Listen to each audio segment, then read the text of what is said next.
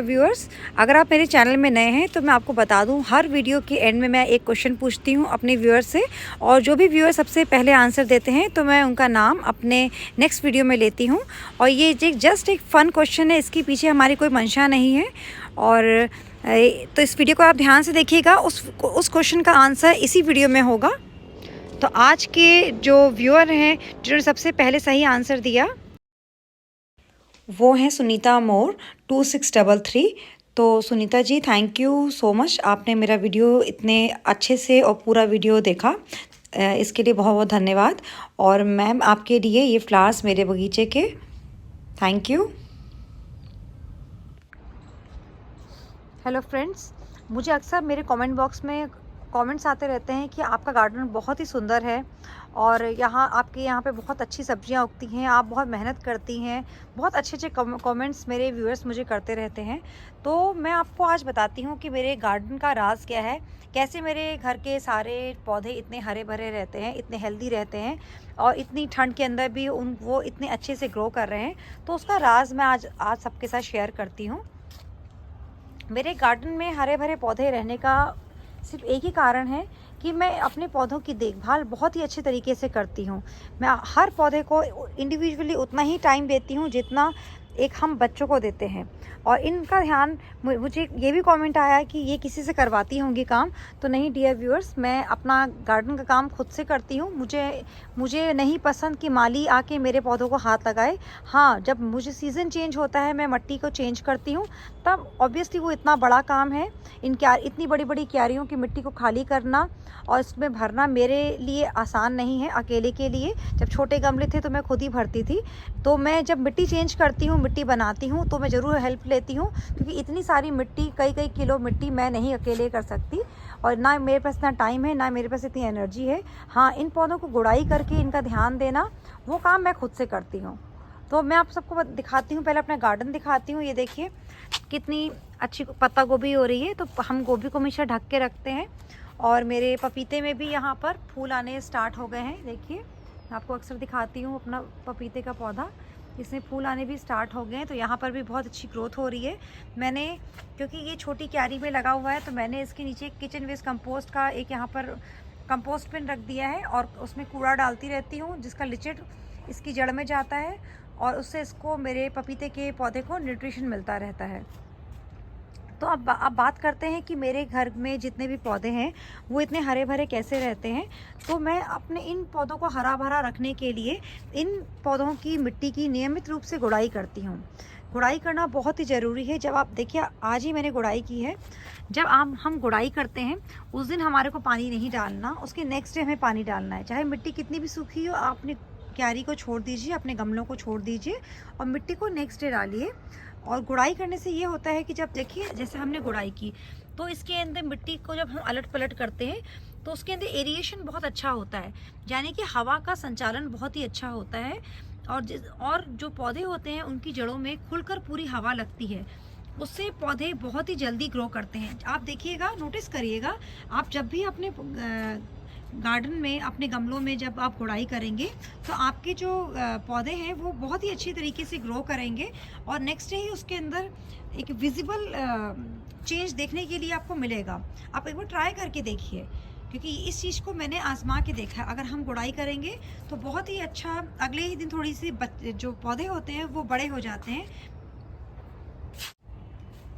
और दूसरी बात यह है कि मैं जब गुड़ाई कर लूँगी, आज जैसे मैंने गुड़ाई की है अपने हर क्यारी के अंदर, तो गुड़ाई करने के बाद मैं कल पानी डालूँगी अपने पौधों में। पानी को मैं कल डालूँगी, आज मैं पानी नहीं डालूँगी। आज मैं पानी रोक के रखूँगी, जिससे कि पूरी हवा मेरे पौधों की जड़ों तक पहुँचे और मेरे पौधे बड़े हो जाएँ। ये देखिए कितनी अच्छी गोभी, पर्पल गोभी हो रही है। तो मैं आप साथ साथ ये भी दिखाती जाऊँगी।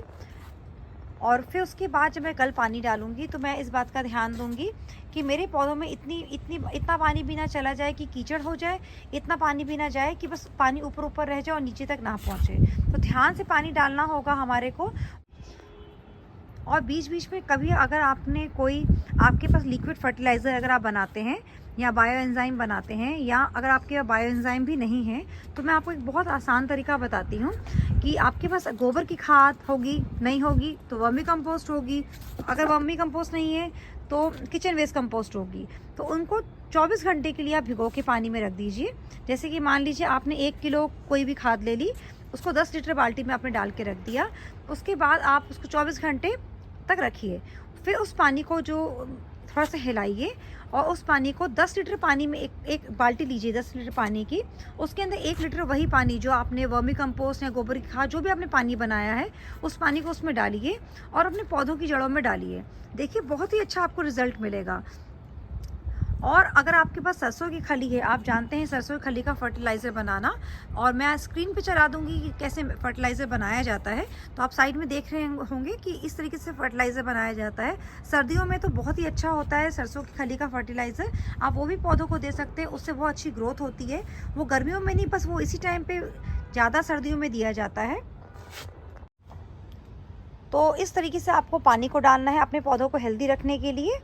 और एक और चीज़ है जो मैं ध्यान देती हूँ, मैं अपने पौधों के अंदर कोई भी किसी भी तरीके की घास को उगने नहीं देती।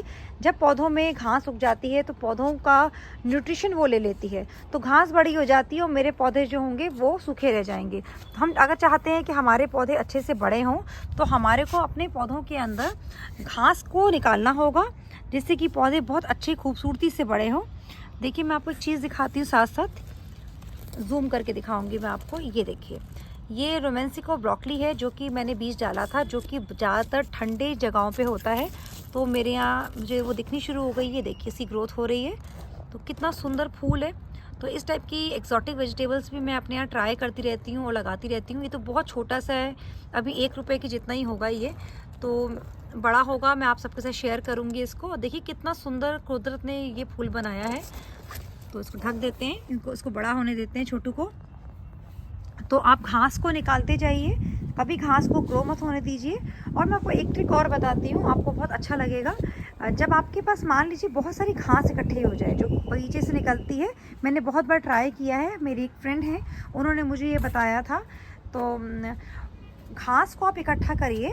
जैसे मान लीजिए आपके पास आधा किलो घास, जो भी घास आपके बगीचे के अंदर कोई भी वीड्स घास हो या जंगली पत्ते हों, जो भी इकट्ठा होता है, आप उसको इकट्ठा कीजिए। उसको थोड़े से पानी में, अगर आपके पास आधा किलो घास है तो आप 5 लीटर पानी में उसको भिगो दीजिए। ठीक है, जब आप भिगो लेंगे तो आप 3 से 4 दिन के बाद उस पानी में बहुत ही गंदी स्मेल आती है, टॉलरेबल नहीं होती है, लेकिन वो पौधों के लिए बहुत अच्छा होता है क्योंकि घास के अंदर बहुत ज़्यादा नाइट्रोजन होता है। तो वो एक नाइट्रोजन वाला पानी बन जाता है। बहुत ही आसान है इस टाइप की लिक्विड फर्टिलाइज़र को घर में बनाना। तो घास को आप पानी में भिगोइए, फिर जब वो फर्टिलाइज़र 3 से 4 दिन के बाद बन जाए, आप उस फर्टिलाइज़र को निकालिए और उसको थोड़े से पानी के अंदर 1:10 के रेशियो में अपने सारे पौधों की जड़ों में डालिए। तो देखिए आपके पौधों को बहुत ही अच्छा नाइट्रोजन मिल जाएगा उससे। तो इस तरीके से भी कभी कभी मैं अपने पौधों की सिंचाई करती हूँ पानी से, और घास को निकाल के इस तरीके से उसका मैं यूज़ करती हूँ। मेरे घर में पौधों को हेल्दी रहने का एक और रीज़न है, मैं डाइवर्सिटी क्रिएट करती हूँ अपने हर गमले में, हर क्यारी के अंदर। अगर आपके पास छोटा गमला है वहाँ पर भी आप डाइवर्सिटी क्रिएट कर सकते हैं। डाइवर्सिटी का मतलब ये होता है कि एक जगह पर अलग अलग तरीके के पौधे लगाइए, जिससे कि उनका पेस्ट कंट्रोल हो सके, वो पौधे एक दूसरे के सहारे से बहुत अच्छा ग्रो कर सकें। तो ये भी एक तरीका है अपने पौधों को, अपने बगीचे के पौधों को हरा भरा रखने का। और जो सीज़न के पौधे होते हैं, कोशिश कीजिए कि आप उन्हीं पौधों को उगाइए, क्योंकि वही पौधे होंगे जो बहुत अच्छे से ग्रो होंगे। अगर आप ऑफ सीज़न सब्जियां उगाएंगे या फूल या फल उगाएंगे तो कभी ग्रो नहीं होंगे और वो सूखा हो जाएगा। अब जैसे मैं आपको बताती हूँ, ये देखिए मेरे शहतूत का पौधा है, इसका टाइम अभी डोरमेंसी का है, तो यहाँ पर इसमें पत्तियाँ कितनी कम है। उसी और देखिए क्योंकि गोभी है तो यहाँ पे इसकी वजह से मेरा गार्डन ग्रीन है। तो इससे भी आप अपने गार्डन को अच्छे से ग्रीन रख सकते हैं। सीज़नल सब्जियाँ उगाइए और उसको अच्छे से उनकी गुड़ाई कीजिए, अच्छे से पानी डालिए, घास हटाइए उसके अंदर से, तो आपके पौधे बहुत ही अच्छी तरीके से ग्रो होंगे। और कोशिश कीजिए कि आप ऑर्गेनिक तरीके से उगाइए, उसके अंदर केमिकल का यूज़ बिल्कुल मत कीजिए। अगर आप केमिकल तरीके से अपनी सब्ज़ी उगाएंगे तो आपको सब्जियां तो मिल जाएंगी, लेकिन आपकी मेहनत ख़राब हो जाएगी। अगर आप मेहनत करने के बाद आप केमिकल वाली सब्ज़ी खाएंगे तो वो आपकी हेल्थ के लिए सही नहीं है। ऑर्गेनिकली भी सब्जियां बहुत ही अच्छी तरीके से ग्रो होती हैं। आप जैसे देख रहे हैं ये ऑर्गेनिकली ग्रो हो रही हैं, इसके अंदर बिल्कुल भी केमिकल का यूज़ नहीं किया गया। तो इस तरीके से भी सब्जियां बहुत अच्छी तरीके से ग्रो होती हैं। मैंने आपको कितने सारे लिक्विड फर्टिलाइज़र बताए। मैं ज़्यादातर किचन वेस्ट कंपोस्ट और गोबर की खाद का यूज़ करती हूँ और इसी तरीके से लिक्विड फर्टिलाइज़र बनाती हूँ। लेकिन मुझे बनाती मैं ज़रूर हूँ, मुझे डालने का भी टाइम नहीं मिलता। तो मैं आप सबके साथ शेयर कर रही हूँ कि इस तरीके से आप अपने घर के अंदर लिक्विड फर्टिलाइज़र बना सकते हैं और अपने पौधों की सिंचाई कर सकते हैं उसके पानी से। तो ये देखिए यहाँ पे चने का साग लगा हुआ है मेरा। अब मैं इसको हार्वेस्ट करूँगी। इसके बीच में अपने आप ही मटर निकल आया। तो आप जो अपने आप से किचन वेस्ट कंपोस्ट यूज़ करते हैं तो आपको इस टाइप से कई बार पौधे भी मिल जाते हैं। ये पौधा मेरा अपने आप निकला है तो मैंने इसको इस ग्रो बैग में रहने दिया। तो अगर आप किचन वेस्ट कंपोस्ट यूज़ करेंगे तो आपको इस टाइप की चीज़ मिलेगी। अगर आप केमिकल यूज़ करेंगे तो आपको मुश्किल है, मिल तो जाएगा लेकिन हेल्थ से कॉम्प्रोमाइज़ करेंगे। ये देखिए इस टाइप से फ्रूट प्लांट्स भी हैं मेरे घर में और मैं आपको बेर दिखाती हूँ। ये देखिए एप्पल बेर का साइज़ कितना अच्छा है। तो ये तोड़ने वाला हो रहा है, इसको हम तोड़ेंगे। और ये देखिए मैं एक चीज़ आपको और दिखाऊं। ये देखिए ये दिल्ली का पोल्यूशन है, मिट्टी जमी हुई है पत्तों पे, कितना हम पानी डालते हैं। और पानी को अच्छा मैं आपको एक चीज़ और बताती हूँ कि पानी के नाम से मुझे याद आया कि पानी आप दिन के समय डालिए, ना अर्ली मॉर्निंग डालिए ना लेट इवनिंग डालिए। आप दिन में डालिए क्योंकि धूप होती है, उस टाइम पे जो एक्स्ट्रा वाटर होगा वो पौधों से वो एब्जॉर्ब हो जाएगा और आपके पौधों को हार्म नहीं करेगा। आपको सर्दियों के टाइम में स्पेशली आपको ये चीज़ का ध्यान देना होगा। और ये देखिए मेरे चीकू भी आ रहे हैं। ये मेरे अमरूद की पौधे की मैंने प्रूनिंग की थी तो यहाँ पर थोड़ी सी पत्तियाँ आनी शुरू हो गई हैं। ये मटर है मेरे और ये है मेरी गोभी। देखिए कितनी अच्छी गोभी हो रही है। तो ये सब ऑर्गेनिक तरीके से होने का ही नतीजा है। ये देखिए अमरूद के अंदर भी फूल आ रहे हैं। और ये देखिए आप देख रहे हैं, अब ये मेरा पालक है। पालक के अंदर देखिए फूल आना स्टार्ट हो गया है, पकनी शुरू हो गई है।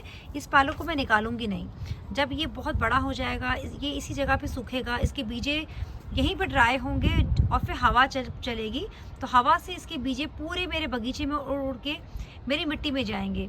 तो मैं पालक कभी नहीं लगाती, मुझे अपने आप ही पालक इस तरीके से मुझे मिट्टी के अंदर मिल जाती है।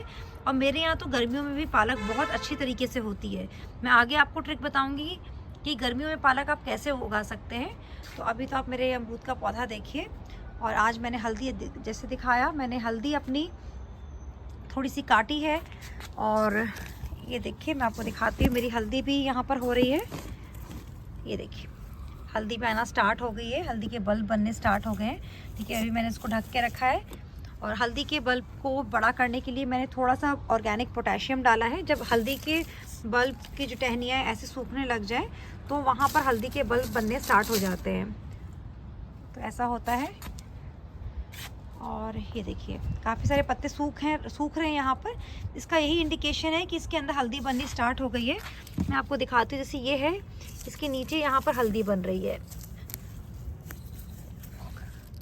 ये देखिए आप देख रहे हैं इसका ट्यूबर बन रहा है। तो इस तरीके से हल्दी बनती है। और अगर आपको प्याज कभी लगाना हो तो आपके पास जो प्याज घर में होता है उसको ऐसे ही लगा दीजिए। देखिए आपको हरी प्याज मिल जाएगी इस तरीके से। तो आप इस तरीके से अपनी गार्डन के अंदर बहुत सारे एक्सपेरिमेंट कर सकते हैं। देखिए मैंने हल्दी के साथ मूली लगा दी है, एक दो पत्ता गोभी लगा दी है। तो मैं अपनी जगह को बहुत अच्छे से यूज़ करती रहती हूँ अक्सर। अपने घर में आप फ्लावर्स को भी ऐड कीजिए, उससे भी आपका गार्डन बहुत ग्रीन रहेगा, हरियाली रहेगी आपके गार्डन के अंदर, खूबसूरती रहेगी आपके गार्डन के अंदर। तरीके के फ्लावर जो कि सीजनल होते हैं, मैं हमेशा यही बोलूँगी, जो सीजनल फ्लावर्स हैं, सीजनल सब्जियां हैं, आप उन्हीं को ग्रो कीजिए। उसी से आपका बगीचा खूब ज़्यादा हरा भरा रहेगा। आपको खूब बार अपने पौधों में बहुत अच्छे से गुड़ाई करनी होगी। टाइमली गुड़ाई कीजिए, पानी दीजिए अपने पौधों में। अपने पौधों की हरी हरी जो घास होती है उनको निकालिए, चाहे तो उसका जैसे मैंने फर्टिलाइज़र बताया वैसे उसमें फर्टिलाइज़र आप बनाइए उसके अंदर। तो आपको बहुत ही अच्छी आपको अपना ग्रीनरी मिलेगी अपने घर में। और आपके घर के पौधे भी बहुत ही हेल्दी होंगे, जैसे मेरे घर के पौधे हेल्दी होते हैं। अपने गार्डन के अंदर डाइवर्सिटी क्रिएट कीजिए, खूब अलग अलग तरीके के पौधे लगाइए, जिससे कि पेस्ट भी ना आ पाए आपके बगीचे में। खूब सुंदर सुंदर फूल लगाइए, तितलियाँ आए आपके बगीचे में, मधुमक्खियाँ आए, तो देखने में भी आँखों को अच्छा लगता है। तो एंड में अब क्वेश्चन की बारी। आज का क्वेश्चन ये है कि मैंने हल्दी को बड़ा करने के लिए कौन सी खाद का यूज़ किया है। तो अगर आपको मेरा वीडियो अच्छा लगा हो तो मेरे वीडियो को प्लीज़ लाइक कीजिएगा, शेयर कीजिएगा और मेरे चैनल को सब्सक्राइब कीजिएगा। Thank you so much, thanks for watching, bye bye, take care. और लास्ट में एक छोटी सी झलक मेरी छोटी सी हार्वेस्टिंग की। मेरा मन किया कि मैं अपने व्यूअर्स के साथ अपनी छोटी सी हार्वेस्टिंग को भी शेयर करूं। एक्चुअली मुझे पूरी हार्वेस्टिंग करके इकट्ठे शो करने का टाइम नहीं मिलता, क्योंकि हम रेगुलर बेस पे ही हार्वेस्टिंग कर लेते हैं। जितनी हमें नीड होती है उतना हम अपने गार्डन से निकाल लेते हैं। तो देखिए, मुझे अपने गार्डन से पर्पल गोभी, टमाटर, शलगम, मूली, बैगन सब कुछ मिला है। और ये जो कम है लेकिन ये सफिशिएंट है मेरे लिए और हैप्पीनेस के लिए मेरे। Thank you.